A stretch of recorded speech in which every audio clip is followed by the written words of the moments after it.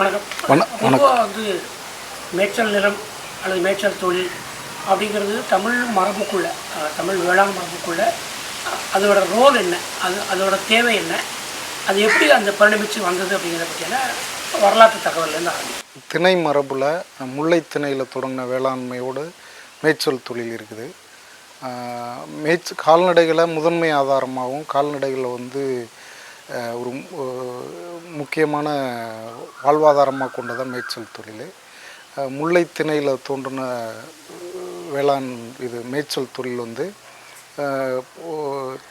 ஒவ்வொரு பகுதியிலையும் வந்து நஞ்சை மருத நிலத்தோடையும் தொடர்புடையதாக வந்து இருக்குது.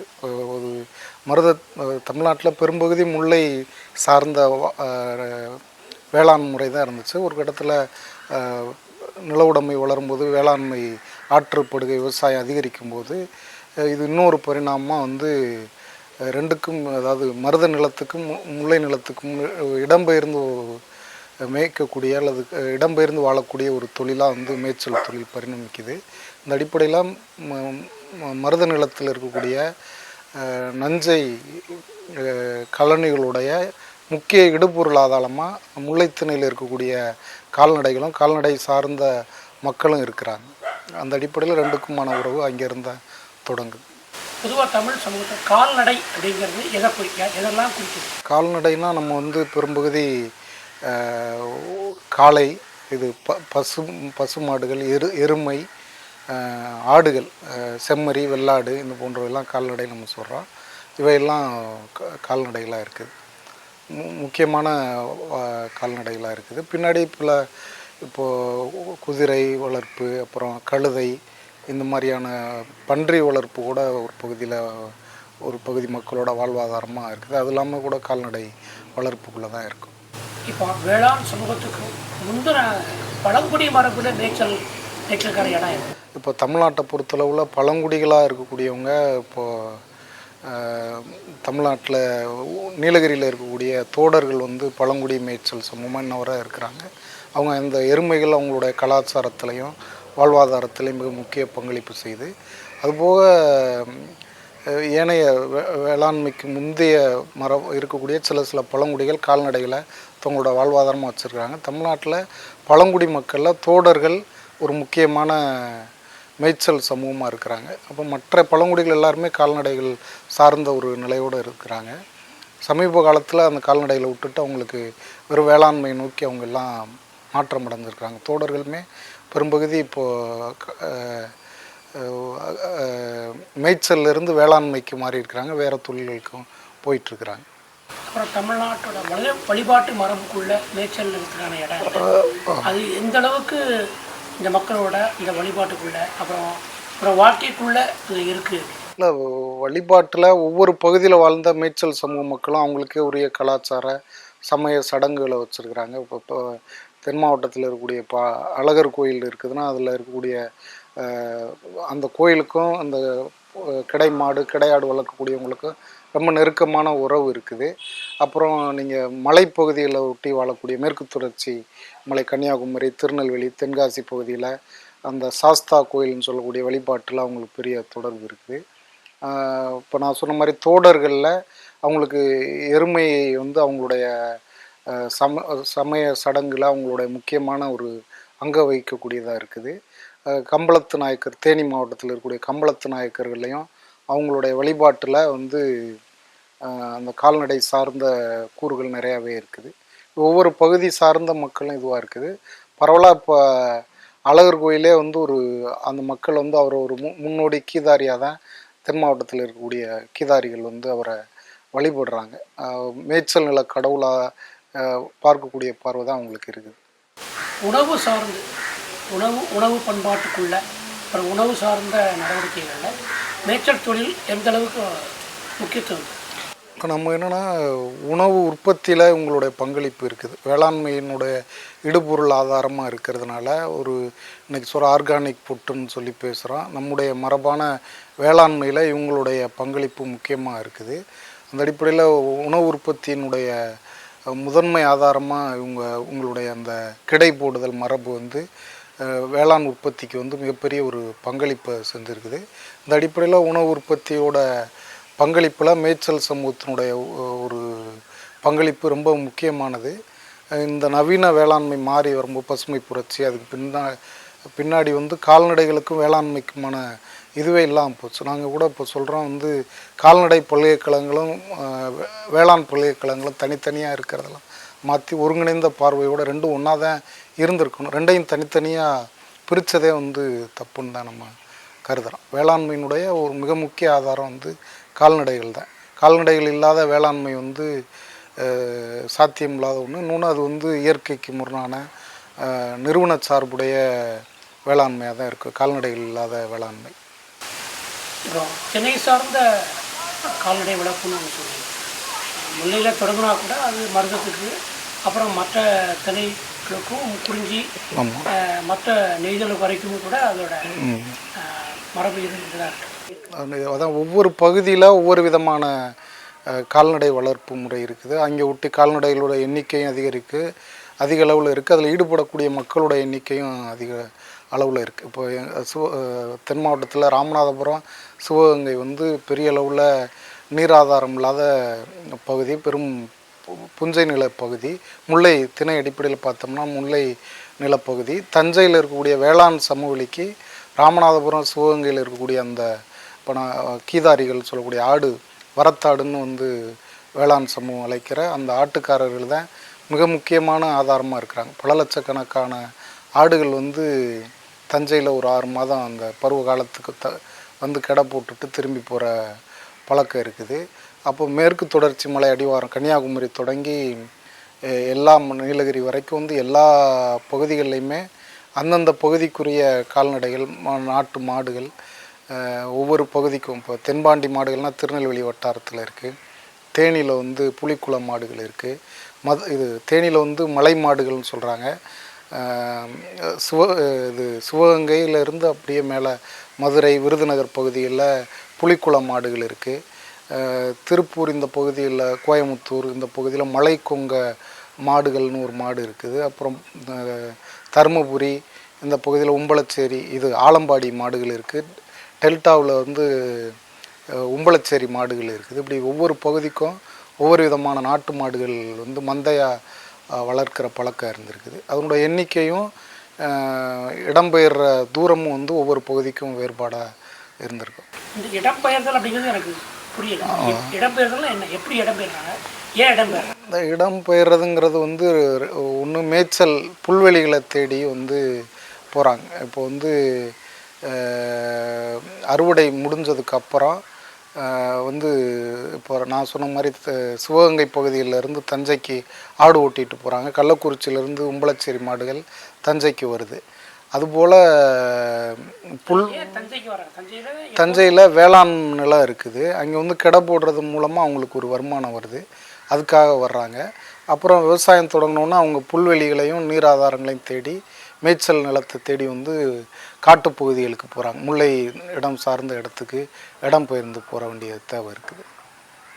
அப்படி ஒவ்வொரு பகுதியிலையும் ஒவ்வொரு விதமான இடப்பெயர்வு முறை இருக்குது. இடம்பெயர்றதுக்கான முக்கியமான காரணம் அவங்களுக்கு தேவைப்படக்கூடிய நீர், புல்வெளி இதை சார்ந்தோம். இன்னொன்று வேளாண் நிலங்களுக்கு இடம்பெயர்றது அவங்களுடைய வாழ்வாதார கெடை அமர்த்துவதன் மூலம் அவங்களுக்கு வந்து கிடைக்கக்கூடிய பொருளாதார நலன்களுக்காக வந்து இடம்பெயர்றாங்க. அது அந்த அந்த ப்ராசஸ் எப்படி நடக்கும்? என்ன எவ்வளோ கொடுப்பாங்க? என்ன ஒரு மாடு வந்து ஒரு 500 மாடு வச்சுக்கிறாங்க, அது என்ன ப்ராசஸ்? இல்லை, அது இப்போ நம்ம இந்த பசுமை புரட்சிக்கு பிந்தைய நிலையில் கிடை போடுறது ரொம்ப குறைஞ்சிருச்சு. இன்னும் போட்டுட்ருக்குறாங்க. இந்த இயற்கை விவசாயம் இந்த கருத்துக்கெல்லாம் வளர்கிறதுனால கொஞ்சம் போட ஆரம்பிச்சிருக்கிறாங்க. அது ஒவ்வொரு பகுதிக்கும் ஒவ்வொரு விதமான இதில் இருக்குது. ஆடுகளுக்கு ஒரு விதமான தொகையும் மாடுகளுக்கு ஒரு விதமான தொகையும் இருக்குது. ஒரு இரவுக்கு வந்து ஒரு ஆட்டுக்கு 3 ரூபா 4 ரூபா அந்த மாதிரி வச்சுருப்பாங்க. மாடுகளுக்கு ஒரு தொகை வச்சு கெடை கட்டுறாங்க. மாடுகள் கெடை போடுறத விட அவங்களுக்கு மேட்டுப்பகுதியில் அடைச்சி சாணத்தை வந்து சேகரித்து விற்பனை பண்ணுறதுல கூடுதல் வருமானம் வர்றதுனால இப்போ மாடுகள் வச்சுருக்கிறவங்க வயலில் போய் கெடை கட்டி இது பண்ணுறதுல அவங்க பெருசாக ஆர்வம் காட்டுறது குறைஞ்சிட்டு வருது.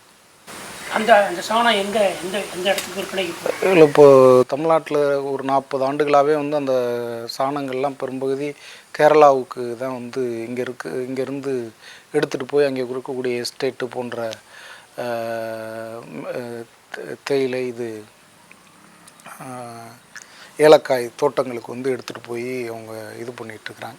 பெரும்பகுதியான ஆட்டு எருவாக இருக்கட்டும், மாட்டு எருவாக இருக்கட்டும், எல்லாமே வந்து கேரளாவுக்கு தான் போயிட்டுருக்குது.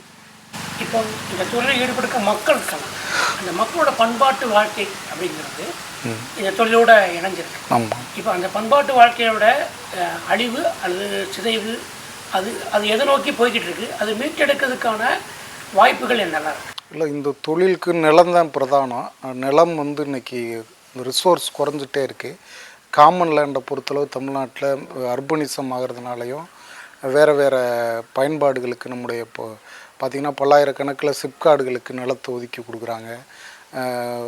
சும்மா இருக்கிற இடங்கள்லாம் பிளான்டேஷன் பண்ணுறாங்க. இதனால் நிலம் குறைஞ்சிட்டே இருக்கிறதுனால அந்த தொழிலை விட்டு ஆண்டுக்கு கணிசமான பேர் வெளியேறிக்கிட்டே இருக்கிறாங்க. அதனால் வேளாண்மையில் நம்முடைய கால்நடைகள் வந்து பெரும் எண்ணிக்கையில், ஏன்னா நாட்டு மாடுகளை பராமரிக்கக்கூடிய சமூகமாக இந்த மந்தையா கால்நடை வளர்க்கக்கூடியவங்க தான் தமிழ்நாடு முழுக்கவே இருக்கிறாங்க. இன்றைக்கி ஆலம்பாடி மாடுகள்லாம் இருக்குதுன்னா தருமபுரி பகுதியில் இருக்க அந்த மந்தையா பட்டி மாடுகள் வச்சுருக்கிறவங்ககிட்ட தான் கொஞ்சம் இருக்குது. எல்லா வகையான நாட்டு மாடுகளும் பட்டி மாடு வச்சுருக்கிறவங்ககிட்ட தான் இருக்குது. உள்ளூரில் இருக்க விவசாயிகள் யார்கிட்டையுமே இன்றைக்கி அந்த உள்ளூர் நாட்டு மாடுகள் எதுவுமே கிடையாது. அவங்க கலப்பு மாடுகளை தான் வச்சுருக்குறாங்க. இந்த சூழலில் வந்து நாட்டு மாடுகளோட பாதுகாப்பு நம்முடைய பாரம்பரிய வேளாண்மைக்கான ஆதாரமாக இந்த மேய்ச்சல் தொழில் தான் இருக்குது. இப்போ ஏர் உழவுக்குன்னு ஒரு சில மாடுகள், ஏர் உழவுக்கு ஒரு மாடு வேணும், அது என்ன மாடு? இல்லை, அதுக்கும் இந்த கிடைக்கு இல்லை, ஏர் ஓட்டுறது, ஜல்லிக்கட்டு, இந்த வண்டி பந்தயம், இன்னும் பிற மாடுகள் எல்லாமே இங்கேருந்து கிடைகளில் இருந்து வாங்கிட்டு வர்ற மாடுகளை தான் காலங்காலமாக மக்கள் வந்து எடுத்துகிட்டு வந்து அவங்களுடைய வேளாண்மைக்கு பழக்கப்படுத்துகிறாங்க. அந்த மாடுகள் அதனுடைய தூய தன்மையில் இருக்கிறதுனால உழவுக்கு இதுக்கெல்லாம் வந்து அதிக திறன் வாய்ந்ததாக இருக்குது மந்தையா வளர்க்கப்படுறதுனால. இப்போ அந்த கடை மாடு வச்சுக்கிட்டு அவங்க விலைக்கு வாங்கிட்டு போயிடுறாங்க. ஆமாம், வாங்கிட்டு வந்து அவங்ககிட்ட இந்த மாடு வந்து அந்நியப்பட்டுறது வெளியே வந்துடுது. அப்படிதானே? ஆமாம். இப்போ நிலம் வச்சிருக்கிறது அந்த மாடை கையில் வச்சுருக்காரா? ஆமாம். இந்த மாடுகள் வந்து ஏதாவது இப்போ ஜல்லிக்கட்டுக்கு பயன்படுத்தும் போது அந்த மாடுகளை தான் வாங்கி வந்து வளர்க்குறாங்க. வளர்த்து இவங்க வந்து ஜல்லிக்கட்டுக்கு பழக்கப்படுத்துகிறாங்க. ஏர் ஓட்டுறதுக்கும் அப்படி தான் வந்து எடுத்துகிட்டு வந்து வளர்க்குற பழக்கம் இருக்குது. டிராக்டர்லாம் வந்ததுக்கப்புறம் இப்போ ஏர் மாடே தேவையில்லை. அப்படிங்கும்போது அந்த இடத்துல இருக்கிற இல்லை, அதான் அதுக்கு வேளாண்மை மாறினதுனால தான் நிறையா பிரச்சனை வந்திருக்குது. இப்போது ஜல்லிக்கட்டான மீதான தடை வந்து வந்ததுக்கப்புறம் இந்த மாடுகளில் வந்து அவங்க கேரளாவுக்கு அடிமாடுகளுக்கு தான் அனுப்புகிறாங்க. இப்போ கோயம்புத்தூர் பகுதியில் இருக்க மலை கொங்க மாடுலாம் கிட்டத்தட்ட ஒரு 1000-2000 எண்ணிக்கைக்கு உள்ளே வந்துருச்சு. இப்போ நம்ம பரவலாக பேசுகிற காங்கேய மாடுகள்ங்கிறத விட அந்த பகுதியோட பூர்வீக மாடு அந்த மலை கொங்க மாடு தான். மலைப்பகுதியில் பட்டி மாடுகளாக இருக்குது. காங்கேய மாடுங்கிறது ராயல் ப்ரீடாக வீடுகளில் வச்சு ஒரு 10 மாடு 20 மாடு எண்ணிக்கையில் வச்சு மேய்க்கக்கூடியதாக இருக்குது. இந்த மாடுகள் தான் மந்தையா வளர்க்கக்கூடிய அந்த மலை கொங்க மாடுகள்லாம் இந்த மாதிரியான வேளாண் முறைமை மாறினதுனால தான் வந்து அழிவுக்குள்ளாகிட்டு இருக்குது. இப்போ வீடுகளில் அல்லது பண்ணைகளில் வச்சு பால் பண்ணை வச்சு அதை அதிக சில ஊர்களில் வந்து மேய்க்க கொடுக்குறாங்க அல்லது தீவனம் போட்டு வளர்க்குறாங்க. இதுக்கும் இந்த கிடை மாடுகளுக்கு இந்த தொழிலுக்குமான வேறுபாடு இல்லை, அதான் அது தீவனம் வளர்க்கக்கூடிய மாடுகள் எல்லாத்துக்குமே வந்து பெரிய அளவில் பொருளாதார செலவினங்கள் இருக்குது. இப்போ வந்து அதில் வந்து ஆற்றல் பயன்பாடு இப்போ வர்ற 2026 யுனைடெட் நேஷன் வந்து இந்த மேய்ச்சல் சமூக ஆண்டாக அறிவிச்சிருக்கிறாங்க. அது காரணம் என்னென்னா இதில் 0 கார்பன் சொல்லக்கூடிய அளவுக்கு வந்து எந்த விதமான ஆற்றல் பயன்பாடு, தீவனம் போடுறது கிடையாது, எந்த விதமான இதுவும் கிடையாது. அந்த சூழலில் வந்து இன்னொன்று நாட்டு மாடுகள் இந்த மாதிரி மேய்ச்சல் முறையில் வளர்க்கப்படுது. இந்த மாடுகளுக்கு நிறையா தீவனங்கள் உற்பத்தி பண்ணுறோம். இப்போ பால் மாடுகள் வச்சுருக்கிறவங்களாம் வந்து கிட்டத்தட்ட கணிசமான மக்கள் வந்து அந்த கடன் வழங்குகிற அரசு ஆவினோ அல்லது வேறு ஏதாவது தனியார் பால் நிறுவனங்களோ கொடுக்கக்கூடிய கடனோடு தான் அவங்க வந்து இணைஞ்சு இருக்குது பாலுக்கான மாடுகள் எல்லாம். அது இன்னொன்று அது வந்து தொடர்ச்சியாக வந்து அந்த மாடுகள் வந்து ஒரு நீண்ட காலத்துக்கான மாடுகள், ஒரு 10 ஆண்டுகளுக்குள்ளே அந்த மாடுகள் வந்து செயலற்றதாக மாறிடுது. கலப்பு மாடுகள் அப்போ வந்து அவங்களுக்கு பெரிய அளவில் பொருளாதார இழப்பு தான் கூட்டி முறையாக கணக்கு சரி பண்ணோம்னா விவசாயிகளுக்கு வந்து அந்த பால் உற்பத்திக்கான மாடுகள் வந்து அவங்களுக்கு வந்து எந்த விதமான பெரிய பொருளாதார இதையும் செய்யாத சூழல் தான் இருக்குது. நெருக்கடிகளோடு தான் அவங்க பால் உற்பத்தியில் ஈடுபடுறாங்க. புது புது நோய்கள் வந்துக்கிட்டே இருக்குது. இப்போ அதிகரிக்கிற காலநிலை மாற்றத்தினால் ஏற்படக்கூடிய வெப்பத்தைலாம் இனிமேல் இந்த மாடுகள் வந்து நீண்ட காலத்துக்கு ஈடு கொடுக்கவே முடியாத அளவுக்கு போய்கிட்டு இருக்குது. நம்ம உள்ளூர் இனங்கள் தான் வெப்பத்தையும் குறைவான தீவன பொருட்களை தான் சாப்பிடுது, குறைவான தண்ணீரை தான் எடுத்துக்கிறது. இந்த சூழலில் இந்த மாடுகள் தான் வந்து இன்னும் ஒரு சஸ்டைனபுளான சூழலுக்கான மாடுகளாக நம்ம உள்ளூர் இனங்கள் தான் இருக்க முடியும். அதனால தான் இந்த இனங்களை பாதுகாக்கணுங்கிற கருத்தை உலக அளவில் பேசுகிறாங்க. அதுக்காக தான் இந்த யுனைடெட் நேஷன் இதுக்கான ஆண்டை அறிவிச்சிருக்கிறாங்க. உலகம் முழுக்கவே இந்த சூழல் தான் இருக்குது. இந்த கிடைமாடு போடுறவங்க பால் கறக்கிறது இல்லை. ஆமாம், அது ஏன் அந்த அந்த மரபு இருக்கு? இந்த மாடுகள் எல்லாமே இடுபொருள் ஆதாரம். சாணம் தான் அதனுடைய முதன்மையான இது. உழவுக்காகவும் சாணத்துக்காகவும் தான் இந்த நம்ம மாடுகள். நம்முடைய உணவு கலாச்சாரத்தில் பால் இன்னைக்கு இருக்கிறது மாதிரியான பெரிய அளவில் வந்து ஒரு ஒரு முக்கியமான உணவுப் பொருளாக ஒரு 40-50 ஆண்டுகளுக்கு முன்னாடி இன்றைக்கி இருக்கிற இவ்வளவு தேநீர் கடைகள் அன்றைக்கி கிடையாது. பால் வந்து ஒரு முக்கிய உணவுப் பொருளாக கிடந்தது கிடையாது.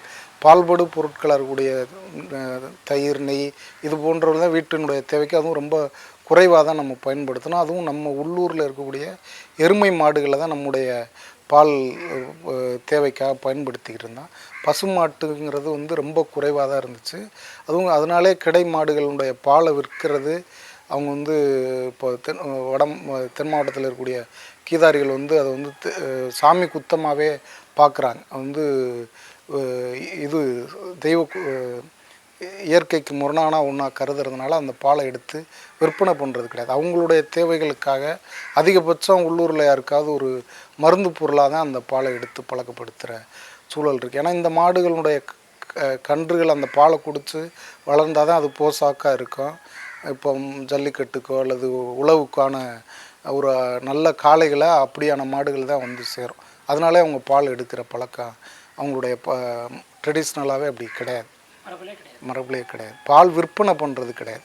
பாலில் எடுத்தாலும் அவங்களுடைய அந்த கடையில் இருக்கிறவங்களுடைய உணவு தேவைக்காகவும் அதிகபட்சமாக யாராவது மருத்துவத்துக்காக கேட்டால் அதுக்கு மட்டும்தான் கிடமாட்டு கடைகளில் பால் எடுக்கிற பழக்கம் இருக்குது. நம்முடைய பசு மாடுகளுடைய பாலை நம்ம ரொம்ப குறைவாக தான் பயன்படுத்துகிறோம். பால் தேவையை ஈடுபட்டுற விலங்காக வந்து எருமைகள் தான் இருந்திருக்குது தமிழ்நாட்டில். எருமைகளும் இப்போ மந்தையாக வளர்க்கக்கூடிய இப்போ தென்காசி மாவட்டத்துலலாம் நிறைய இன்னமும் எருமைகள் வச்சுருக்குறாங்க. திருநெல்வேலி, தென்காசி எல்லா மாவட்டம் இப்போ அம்பாசமுத்திர வட்டாரத்துலலாம் நிறையா எருமைகள் இருக்குது. எல்லா ஊர்லேயுமே அந்த மாதிரி இருக்குது. முன்னாடி காலங்களில் இருந்திருக்கு எருமைக்கடைன்னு, மாட்டுக்கடை, ஆட்டுக்கடை, எருமைக்கடை. இப்போ பசுமை புரட்சிக்கு அப்புறம் வாத்துக்கடையும் வந்து இருந்திருக்குது. இந்த மாதிரியான இது வந்து எருமை கடைகளும் நீண்ட காலமாக தமிழ்நாட்டில் இருந்திருக்கு. அந்த எருமை கிடைக்கும் இந்த பசுமாட்டு கிடைக்கும் இந்த கடை போடுறது எதுவும் வித்தியாசம் இருக்கா? இல்லை, அதான் நீங்கள் ஆட்டுக்கடைகள் வந்து ஒரு 100 ஆடு அதை வந்து எளிதாக கையாள முடியும். மாடுகளை அவ்வளோ மந்தையாக வளர்க்கும்போது அதுக்கு இப்போ ஒரு 200 ஆடை ஒரு ஆளே வந்து மேய்க்க முடியும் ஒருத்தர். ஆனால் மாடு வந்து 500 மாடுகளை வந்து குறைஞ்சது ஒரு 4 பேர் 5 பேர் சேர்ந்து தான் மேய்ச்சல் ஈடுபடணும். அதை கிடையா மறுத்துறது. இன்றைக்கி வந்து இந்த பென்சிங் வயர் இதெல்லாம் வந்ததுனால அவங்க இது பண்ணி மேய்க்கிறாங்க. முன்னாடி காலத்துலலாம் இன்னும் வந்து அதை ஒழுங்குபடுத்தி மேய்க்கிறதுக்கு ரொம்ப ஒரு தனித்தன்மை வாய்ந்த ப்ராக்டிக்ஸ் இருந்தால் தான் அதை செஞ்சு பாரம்பரியமாக அதில் ஈடுபட்டிருந்தவங்கனால தான் செய்ய முடியும். ஏன்னா மாடுகளை இப்போது 200 ஆடுகளை நம்ம எளிதாக கையாளலாம். ஒரு 500 மாட்டை வந்து ஒரு 4 பேரோ 5 பேரோங்கிறது வந்து சிரமம். இன்னொன்று அவங்கள பழகின மாடுகளை தான் அந்த மாடுகளை அனுமதிக்கும். புதுசாக யாராவது ஒருத்தர் போனால் அது பக்கத்துலேயே போக முடியாது. அது மாடுகளோட அவங்களால மாடுகள் அதை அவங்கள ஏற்றுக்கிறதுங்கிறதே ரொம்ப காலம் பிடிக்கும்.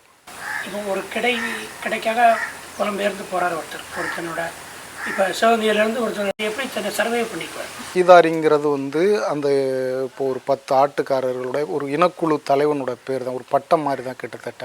இது அவங்க ஒரு 10 இப்போ என்னோடய கிராமத்திலேருந்து ஒரு 10 ஆட்டுக்காரங்க தஞ்சாவூருக்கு போகிறாங்கன்னா யாராவது ஒருத்தர் அவங்கள வழி நடத்தக்கூடிய அளவுக்கு திறன் பெற்றவராக இருப்பார். அவர் முன்னாடியே போய் அவங்க உள்ளூரில் இருக்கிற நில உடைமையாளரையோ அல்லது அந்த உள்ளூரில் இருக்கக்கூடிய வேளாண்குடி மக்களையோ சந்தித்து நாங்கள் இந்த மாதிரி வந்திருக்கிறோம், கிடா மறுத்திக்கிறோன்னு பேசுகிறாங்க. அதுக்கான இதை தீர்மானிக்கிறது, இடத்த எவ்வளோ நாள் தங்குறோம், எவ்வளோ நாள் அங்கே மேய்ச்சல் செய்ய முடியுங்கிற அறிவு பெற்றவராக இருப்பார். அவர் தான் வழி நடத்தக்கூடிய லீட் பண்ணக்கூடிய ஒருத்தர் தான் கீதாரியாக இருப்பார்.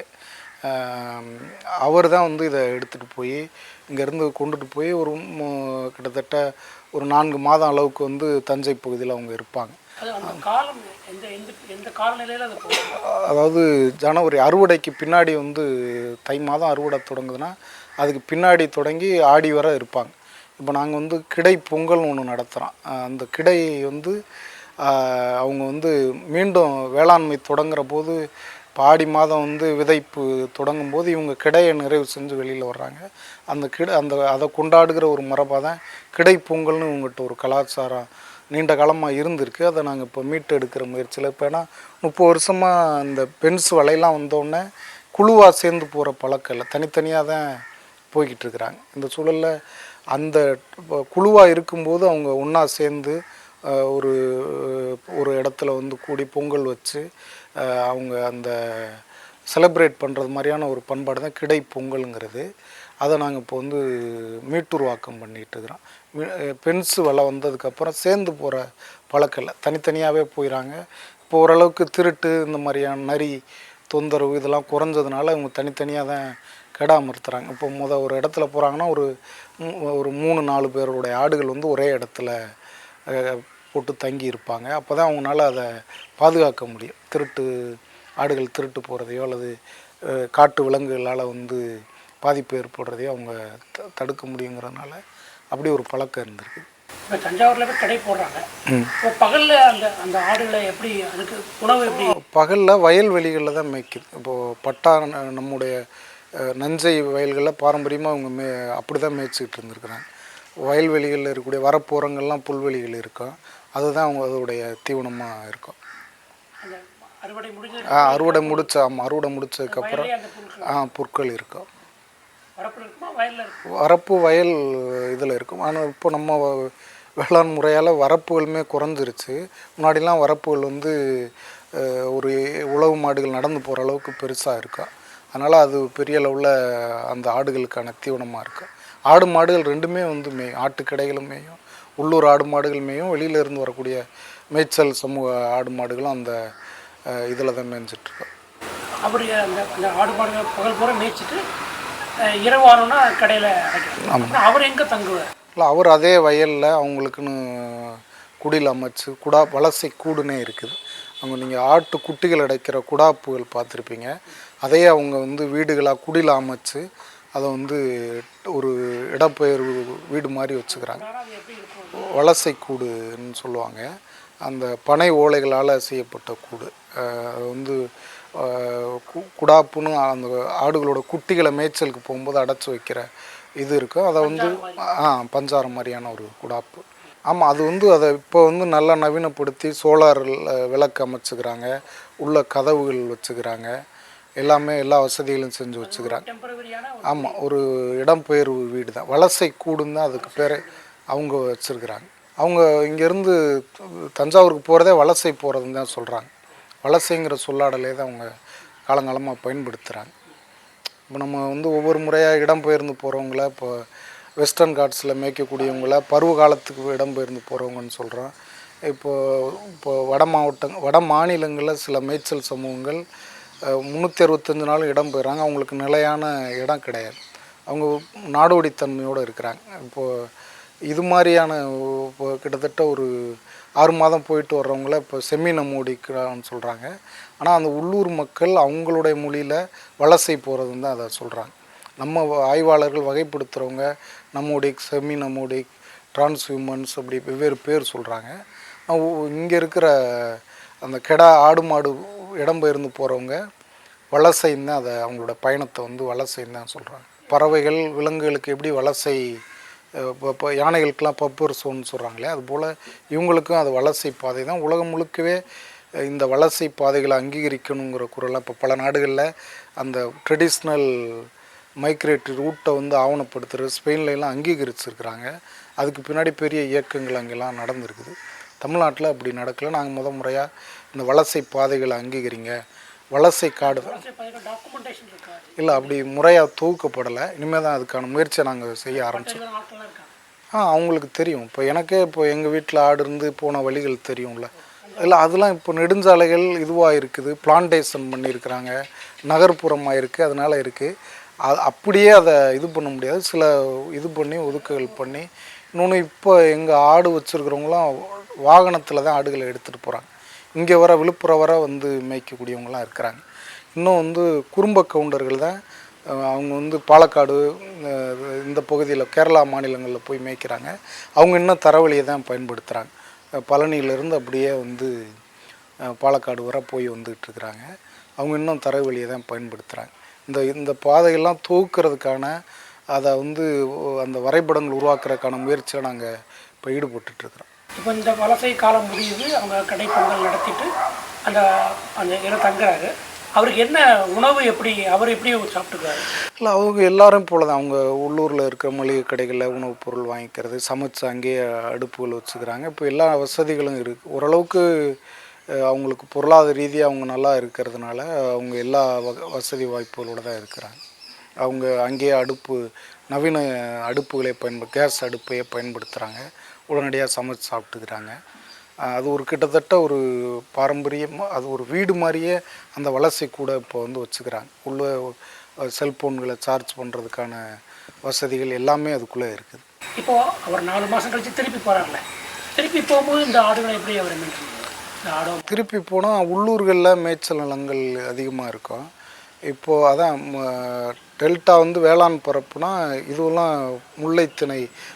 இப்போ புதுக்கோட்டை மாவட்டம், சிவகங்கை, ராமநாதபுரம் மாவட்டங்கள்லாம் வந்து முல்லைத்திணை சார்ந்த காடுகள் தான். இப்போ புதுக்கோட்டையில் 58,000 ஏக்கர் வந்து தமிழ்நாடு வனத்தோட்ட கழகம் பிளான்டேஷன் பண்ணியிருக்கிறாங்க.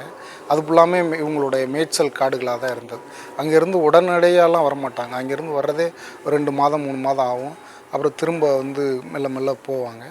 மழை காலங்களில் மேட்டுப்பகுதிக்கும், அறுவடை காலங்களில் வந்து வேளாண் சமவெளிக்கும் போகிறது வந்து பழக்கமாக இருக்குது. எங்கள் பகுதியில் ஒவ்வொரு பகுதியிலையும் இப்போ மேற்கு தொடர்ச்சி மலை பகுதிகளில் வந்துட்டு அவங்க மலைக்குள்ளே போய் பட்டி அமைச்சு தங்குற பழக்கம் இருக்குது. அவங்களுக்கு மாடுகள் விற்பனை பண்ணுறது அந்த நேரம் அவங்களுக்கு சாணம்லாம் சேகரிக்க முடியாது. மாடுகளை வந்து கண்ணுகளை இனப்பெருக்கம் பண்ணி விற்கிறது தான் அவங்களோட இதுவாக இருக்குது. ஆமாம், வாழ்வாதாரம். ஆமாம், அது ஒரு சீசனில் வந்து கண்ணுகள் விற்பாங்க. அப்போது அவங்களுக்கு வருமானம் வரும். ஆமாம் ஆமாம்.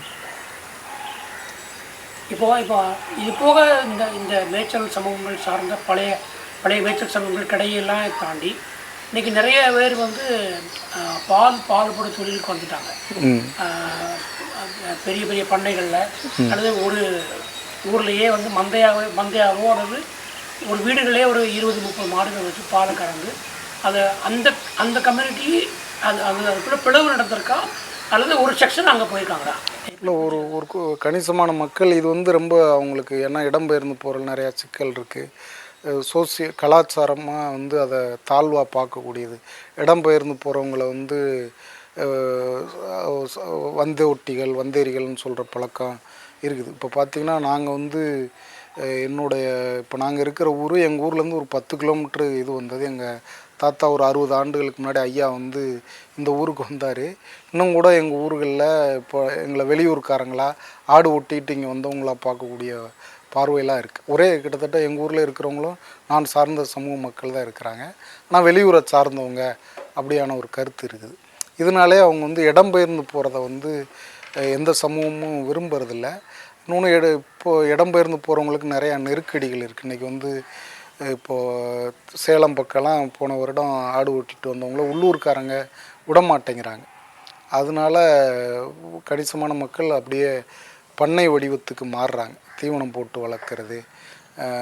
இப்போது யாராவது புதுசாக இந்த ஆடு வச்சுருக்கிற தொழிலை சார்ந்த ஒரு இளைஞன்கிட்ட கேட்டிங்கன்னா நாங்கள் வந்து அவருக்கு வந்து பண்ணை அமைக்கலாங்கிறத திட்டம் இருக்குது. ஆனால் மேய்ச்சலில் சுற்றுச்சூழல் ரீதியாக, பொருளாதார ரீதியாக, கலாச்சார ரீதியாக நிறையா நலன்கள் இருந்தும் இப்படியான பிரச்சனைகள் இருக்கிறதுனால இடம்பெயர்ந்து போகிறத வந்து அவங்க இப்போ விரும்பாத சூழல் இருக்குது.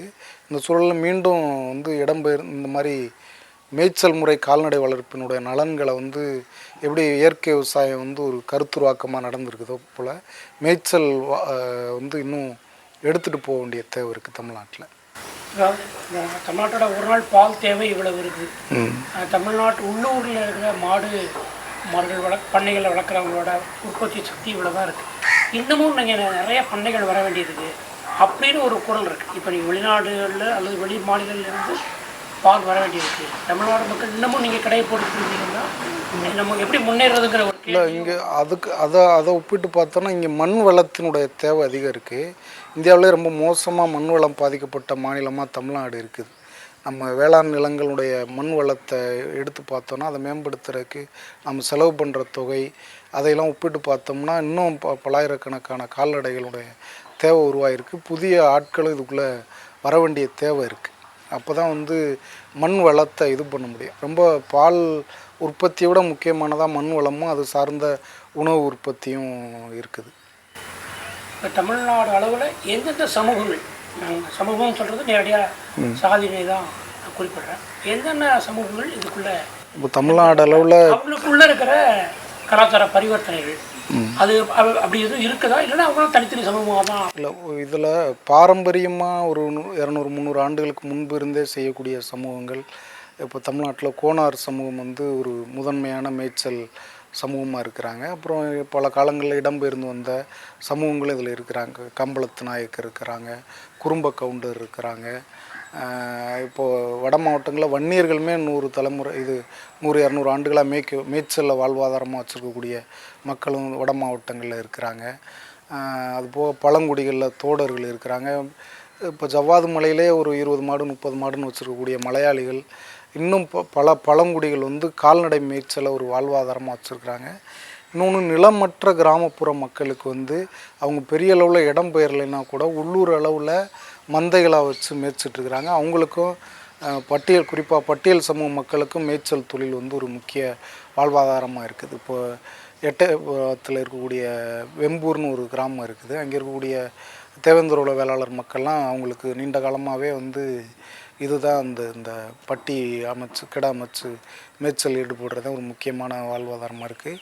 அதுபோல் எல்லா தூத்துக்குடி மாவட்டங்களெல்லாம் நிறையா கணிசமான மக்கள் இருக்கிறாங்க. அருந்ததியர்கள் நிறையா இந்த ஆடு வளர்ப்பில் ஈடுபடுறாங்க. பல சமூகங்களும் இன்றைக்கி வாழ்வாதாரமாக மேய்ச்சல் தொழிலில் ஈடுபடுறாங்க. கிராமப்புறத்தில் வேளாண்மைக்கு அடுத்த நிலையில் இருக்கக்கூடிய மிக முக்கியமான வாழ்வாதாரமாக வந்து மேய்ச்சல் வாழ்வாதாரம் இருக்குது. அந்த அடிப்படையில் இது வந்து தேவையானதுமாக இருக்குது. இப்போது நெருக்கடிக்குள்ளே இந்த மேய்ச்சல் சமூகம் மேய்ச்சல் நிலங்களும் மாட்டிகிட்டு இருக்கு அப்படிங்கிறத புரிஞ்சுக்கிட்டு, ஒன்றும் சட்டம் வந்து சிக்கல் உருவாகுது, அப்புறம் நீதிமன்றங்கள் மூலமாக இருக்கிற தீர்ப்புகள், இது ரெண்டை பற்றி இல்லை. இப்போது அதான் மலைப்பகுதியில் ஒட்டி இருக்கிறவங்கள வனத்துறையினுடைய தொந்தரவு இருக்குது. சமவெளிப்பகுதியில் ஃபாரஸ்ட் லேண்ட், அதாவது வன நிலங்களில் வனத்துறை மேய்க்க விட மாட்டேங்கிறாங்க. ஆனால் சட்டப்படி அவங்களுக்கு உரிமைகள் இருக்குது. இப்போ நாங்கள் வன உரிமை சட்டப்படி தொடர்ச்சியாக வேலை பார்க்குறோம். தமிழ்நாடு அளவில் சட்டம் மேய்ச்சலை எங்கேயுமே எந்த வன சட்டமுமே பெரிய அளவில் மேய்ச்சலுக்கு எதிராலாம் இல்லை. எல்லா சட்டங்களும் மேய்ச்சலை வந்து அங்கீகரிக்குது. வன உரிமை சட்டம் பாரம்பரிய மேய்ச்சல் சமூகங்களுக்கு உரிமைகளை கொடுத்துருக்குது. ஆனால் வனத்துறை அதை வந்து அங்கீகரிக்க மாட்டேங்கிறாங்க. வனத்துறையினுடைய வன கொள்கை வந்து முற்றிலும் இதுக்கு விரோதமாக இருக்குது. அந்த சட்டம் இப்போ வந்து 19 ஆண்டுகள் ஆயிடுச்சு. ஆனால் அதை இன்னும் முறையாக நடைமுறைப்படுத்துறதுக்கு, அதாவது பழங்குடிகளுக்கு அதில் தான் முதன்மையாக அவங்களுக்கு இப்போ, ஏன்னா பழங்குடிகள் தங்களோட வாழ்விட உரிமைகள்லாம் இருக்குது. இவங்களுக்கு வந்து வெறும் கம்யூனிட்டி ரைட்ஸ் வந்து பொதுவான உரிமைகள் தான். அவங்களுக்கு வந்து சொந்த தனி நபர் உரிமைகள் இருக்குது. அதுவே முறையாக இன்னும் வந்து தமிழ்நாட்டில் வழங்கப்படலை. அப்படி இருக்கும்போது சட்டங்கள் எல்லாம் வந்து பெரிய அளவில் எதிராலாம் இல்லை. ஒரு சில உயர்நீதிமன்ற தீர்ப்புகள் வந்து மேய்ச்சலுக்கு எதிராக இருக்குது. அதுக்கு பின்னாடி பெரிய நிறுவனங்கள் வந்து அந்த மேய்ச்சலை இது பண்ணுறதா இருக்குது. ஆனால் வனத்துறையினுடைய வனக்கொள்கை கடந்த 30-40 ஆண்டுகளாகவே வந்து மேய்ச்சலுக்கு எதிரானதாக இருக்குது. மேய்ச்சல் சமூகங்களை கிட்டத்தட்ட வனப்பரப்புலேருந்து அப்புறப்படுத்தி தான் வச்சுருக்குறாங்க. அங்கங்கே மக்கள் போராட்டங்கள் பண்ணியும் முறைகேடாக வந்து வனத்துறைக்கு வந்து மறைமுகமாக பணம் கொடுத்து தான் மேய்ச்சிட்ருக்குறாங்க. இப்போ இலக்கியத்தில் இது குறித்த மேய்ச்சல் நிலம் அந்த கீதாரிகள் குறித்த பதிவு அங்கங்கே இருக்குது. பழைய சங்க காலத்தில் பதிவுகள் குறுந்தொகையிலையோ அல்லது அன்றைக்கி சொல்கிற புறப்பாட்டுகள்லையோ அல்லது தொழில் சார்ந்த விஷயங்கள்லையோ சங்க காலத்துலேருந்து தொடர்ச்சியாக அந்த பதிவு இருக்குது. இப்போ சங்க காலத்துலேருந்து நீங்கள் சில ரெஃபரன்ஸ் ஒரு ரேண்டமாக சொல்லலாம். அதே மாதிரி இப்போ நவீன சமூகத்தில் நவீன இலக்கியத்தில் இந்த கீதாரிகள் மேய்ச்சல் நிலம் கிடை இது பற்றியான பதிவு. அதாவது சங்க இலக்கியத்தில் முல்லைத்திணை பாடல்கள் எல்லாமே மேய்ச்சலை வலியுறுத்துறதா இருக்குது. அப்புறம் சிற்றிலக்கிய பள்ளுப்பாடல்கள் கூட மேய்ச்சல் வேளாண் சமூகத்துக்கான உறவுகள் பற்றிய செய்திகள் இருக்குது. நவீன இலக்கியங்களில் ரொம்ப குறைவாக தான் இருக்குது. தமிழ்ச்செல்வி அவர்களுடைய கீதாரி நாவல் வந்து முதன்மையாக மேய்ச்சல் தொழிலை மையப்படுத்தினதாக இருக்குது. இப்போ எங்கள் குழு எங்கள் அமைப்பை சார்ந்த வெற்றி செல்வன் ஒருத்தர் தொடர்ச்சியாக எழுத ஆரம்பிச்சிருக்கார். மேய்ச்சல் சமூகத்தை நேரடியாக சார்ந்தவர். அவர் தொடர்ச்சியாக இப்போது குளம்படின்னு ஒரு நாவல் எழுதியிருக்கிறாரு. கவிதைகள் கீதாரிகளின் உப்புக்கண்டம்னு ஒரு நாவல் எழுதியிருக்கிறாரு. இப்போது போன மாதம் கூட ஒரு நூல் வெளியிட்ட வந்து சிவகளின் அவருடைய சிறுகதை தொகுப்புகள். இது போன்ற சில வட்டார படைப்புகளில் மேய்ச்சல் சமூகங்கள் பற்றிய குறிப்புகள் இருக்குது. இது வந்து மேய்ச்சல் தொழில் வந்து ஒலி சார்ந்த அதில் வந்து நிறைய சவுண்ட் இருக்குது. இப்போ ஆடு மாடு நடந்து அப்புறம் அது கழுத்தில் கேட்டிருக்கிற மணியோட சத்தம், அப்புறம் அது எழுப்புகிற ஒலி, அப்புறம் அதை மேய்க்கிறவரோட ஒலி, இதுக்குள்ளேயே ஒரு இசைப்படுதல் இருக்குது, அதுக்குள்ளேயே ஒரு மியூசிக் இருக்குது. இது சம்மந்தமாக ஏதாவது ஒரு வட்டார அளவில் அல்லது தமிழ்நாட்டு அளவில் இசை இருக்குதா, அல்லது கலை வடிவமாக இருக்குதா, அல்லது ஒரு டான்ஸு அந்த மாதிரி ஏதாவது இருக்குதா? இல்லை, இவங்ககிட்ட ஆடல் வடிவங்கள் இப்போ சங்க இலக்கியத்தில் இப்போ ஆய்ச்சியர் குறவை வந்து ஆடல் வடிவமாக சொல்லலாம். அதெல்லாம் இப்போ வந்து என்ன வடிவத்தில் நம்ம அதை வந்து இருக்குதுன்னே தெரிய மாட்டேங்குது. தமிழர்களுடைய அந்த பழம் மரபுலாம் எதுவும் அற்றுப்போய் தான் இருக்குது. இன்னொன்று புல்லாங்குழல் வந்து இவங்ககிட்ட இருந்திருக்கலாம். மூங்கில் இது புல்லாங்குழல் இசைக்கிற பழக்கம் இன்றைக்கு நம்ம பார்த்தளவு தேனி மாவட்டத்தில் இருக்கிற கம்பளத்து நாயக்கர்கள் தான் புல்லாங்குழல் இன்னும் வச்சுருக்காங்க. அவங்களுமே இசைக்கிற அந்த குழல் ஊதுகிற பழக்கம் குறைஞ்சி போச்சு. வயதானவங்க ஒரு சிலருக்கு தான் அந்த புல்லாங்குழல் ஊத தெரியும். ஆனால் அவங்க இன்னும் அதை வந்து ஸ்பிரிச்சுவலாக இருக்கிறதுனால அவங்களோட வழிபாட்டோட புல்லாங்குழல் வச்சுருக்குறாங்க. இப்போ கோனார் சமூகங்கள்கிட்ட சில அவங்க வந்து கொஞ்சம் மாடர்னைஸ் ஆனதுனால அதெல்லாம் விட்டுட்டாங்க. அந்த பாரம்பரிய முறைமையெல்லாம் வந்து இது பண்ணிட்டாங்க. இது போன்ற இசை கூறுகள் தான் அவங்ககிட்ட இருந்திருக்கும். ஒரு சில சவுண்ட்ஸ் அவங்க எழுப்புறாங்கல்ல, இல்லை அது தொழிற்படு ஒலிகள் தான். மேய்ச்சல் களத்தில் இருக்கும்போது மந்தைகளை கட்டுப்படுத்துறதுக்கு அவங்க வந்து ஒவ்வொரு அது இனக்குழு சார்ந்து கூட அதோட வழிபம் மாறுபடும். ஏன்னா மொழி சார்ந்த இப்போ கம்பளத்து நாயக்கருடைய மாடுகள் அவங்களுடைய மொழி சார்ந்து அவங்களுடைய ஒளி ஒன்றாகவும் இவங்க கோனார் சமூகத்தோட ஒன்றாகவும் இது மாதிரி இது இருக்குது. இன்னொன்று அது பொதுவானதாக ஏன்னா இவங்க உள்ளூரில் ஆடு மேய்க்கிறவருக்கும் இடம்பெயர்ந்து மேய்க்கிறவருக்கும் ஏன்னா நிறையா அது மந்தையை கட்டுப்படுத்துறதுல அந்த ஒலிகள் வந்து முக்கிய பங்களிப்பு செய்கிறதுனால வேறுபாடு இருக்கும். இப்போ வந்து பண்பாட்டு கூட திருவிழாக்கள், அழகர்கள் திருவிழா ஸ்பெசிஃபிக்காக அழகரையே வந்து ஒரு வைணவர், அப்புறம் மேய்ச்சல் நிலத்தோடு தொடர்புடைய கடவுள் இருந்தால் கூட இதை மாதிரி ஸ்பெஷலைஸ்டாக இப்போது மேய்ச்சல் சமூகத்துக்குனே இருக்கிற பண்பாட்டு திருவிழா அல்லது இப்போ ஒரு நாள் வந்து அவங்களுக்கு அப்படி ஏதாவது இருக்குதா? இல்லை, அப்படி இவங்க வந்து பெரிய அளவில் திருவிழாவாக கூடி கொண்டாட முடியாதவங்களாக தான் இருப்பாங்க. இப்போ அந்த ஆடு வச்சிருக்கிறார்கள் அவங்களோட குலதெய்வத்தை போய் பங்காளிகளாக சேர்ந்து கும்பிடுற பழக்கம் இருக்கும். அது வழக்கமான குலதெய்வ வழிபாட்டு முறைகளில் தான் இருக்குது. இப்போது ஒரு சில இப்போ தோடர்கள்ட்ட அந்த தை மாதம் ஏதோ உப்பு இது பண்ணுறதுன்னு ஒரு கலாச்சாரம் இருக்குது. ஒவ்வொரு சமூகங்கள்ட்டையும் தனித்து உப்பு அது அந்த மாடுகளுக்கு ஒரு இது உப்பு தண்ணியாக அதை சொல்கிறாங்க. அந்த மாதிரி வழங்குற பழக்கம் இருக்குது. அது குறும்பக்கவர்கள்ட்ட நிறையா அவங்களுடைய ட்ரெடிஷ்னல் சடங்குகள் நிறையா இருக்குது. எல்லாமே மேய்ச்சல் சமூகத்தோட சடங்குகளாக இருந்தது. காலப்போக்கில் இப்போ வந்து அது வெறும் வழிபாடுகள் ஆயிடுச்சு. அவங்களும் நிறைய எல்லா சமூகங்கள்லையுமே பாரம்பரிய மேய்ச்சல் சமூகங்கள்லையுமே ஒரு கணிசமான மக்கள் அதை விட்டுட்டு வேலை தொழில் போயிட்டாங்க. ரொம்ப குறைவான எண்ணிக்கையில் தான் வந்து இந்த தொழிலில் ஈடுபடுறாங்க பாரம்பரிய சமூகங்கள். நவீன கல்வி முறை வந்து ஒரு விஷயத்தை திருப்பி திருப்பி பொதுப்புத்தியில் உருவாக்கிக்கிட்டே இருக்கு. எதுக்கு லாயக்கலான நீ மாடு மேய்க்கணும் அப்படிங்கிறது வந்து ஒரு உளவியலாக கட்டப்படுது. நீ படிக்கலையா மாடு மேய்க்கணும், நீ வந்து எதுக்கு லாயக்கு இல்லையா ஆடு மாடு மேய்க்க போறியா, ஆனால் ஒரு 10 மாடு வாங்கி தரணுமா அப்படின்னு. இது வந்து வெளியிருந்து இருக்கிற பார்க்குற உளவியல். இந்த பொதுப்புத்தியோட உளவியல் மேய்ச்சல் சமூகத்தை எப்படி பாதிக்குது, அல்லது மேய்ச்சல் சமூகம் இந்த உளவியலை எப்படி எதிர்கொள்ளுது? இப்போ இவங்களுக்கு அந்த தாக்கம் இருக்குது. ஏன்னா இப்போது படித்து நகர்ப்புறம் சார்ந்த வேலையில் இருக்கிறவங்களோட உடை, அவங்களுடைய பகட்டான வாழ்க்கையை பார்த்து இவங்களும் அதை விட்டுட்டு வர்றாங்க. கணிசமான இன்றைக்கி இந்த பாரம்பரிய தொழிலில் இருக்கிற எல்லாருமே 50 வயதுக்கு 60 வயதுக்கு மேலே இருக்கவங்க தான். ரொம்ப குறைவான இளைஞர்கள் தான் இந்த தொழிலில் இருக்கிறாங்க. அதாவது லாபகரமான ஒரு தொழிலாக 10 ஏக்கர் வேளாண்மை பண்ணக்கூடிய தொழிலை விட ஒரு 200 ஆடு வச்சு மேய்ச்சல் ஈடுபடக்கூடிய தொழில் வந்து பொருளாதார ரீதியாக வந்து அதிக வருமானத்தை தரக்கூடியதாக இருந்தாலும் அவங்க அதில் ஈடுபட தயாராக இல்லை. இன்னொன்று வந்து ஒரு காலகட்டத்தில் சமூகத்தில் படித்தோட எண்ணிக்கை ரொம்ப குறைவாக இருந்துச்சு.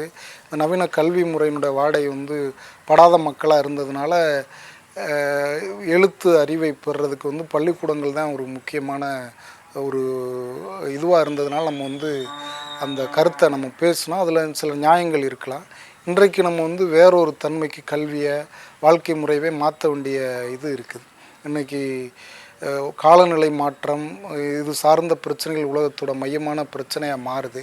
அப்போது நம்ம வந்து புதிய ஒரு வாழ்க்கை முறை கல்வி முறையை நம்ம நோக்கி நகர்றதுக்கு நம்ம வந்து சிந்திக்கணும். அந்த அடிப்படையில் இந்த கருத்துக்களில் மாற்ற வரணும். நம்ம இன்னும் வந்து பழைய நிலையிலே வந்து 40-50 ஆண்டுகளுக்கு முன்னாடி இருந்த தமிழ் சமூகமாக இல்லை. இன்றைக்கி எல்லார் வீடுகள்லேயும் பட்டதாரிகள் இருக்கிறாங்க.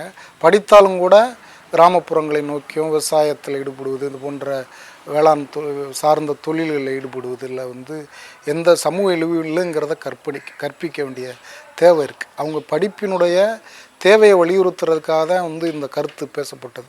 படிக்கலைன்னா மாடு மேய்க்க போகணுன்றது. அதை வந்து நம்ம வந்து அப்படியே வச்சுக்கணும்னு தேவை கிடையாது. அதில் மாற்ற வரணும். படித்தாலும் கூட இது போன்ற தொழிலில் ஈடுபடலாங்கிற கருத்து நிலைக்கு நம்ம வந்து வர வேண்டிய தேவை இருக்குது. அதை புதிதாக தான் பரிசீலனைக்கு எல்லோரும் சேர்ந்து தான் அதை நோக்கி நகரணும். பண்ணைகள் இப்போது நீங்கள் ஆட்டு பண்ணைகளோ மாட்டு பண்ணைகளோ எவ்வளவோ உருவாக்கப்படுது. திட்டங்கள் அரசு நிறையா திட்டங்கள் கொண்டு வந்துகிட்டே இருக்கிறாங்க. ஆனால் ஒரு 100 பண்ணைகள் ஆரம்பிக்கப்பட்டால் 10 பண்ணைகள் கூட வெற்றிகரமாக இதுவாக இல்லை.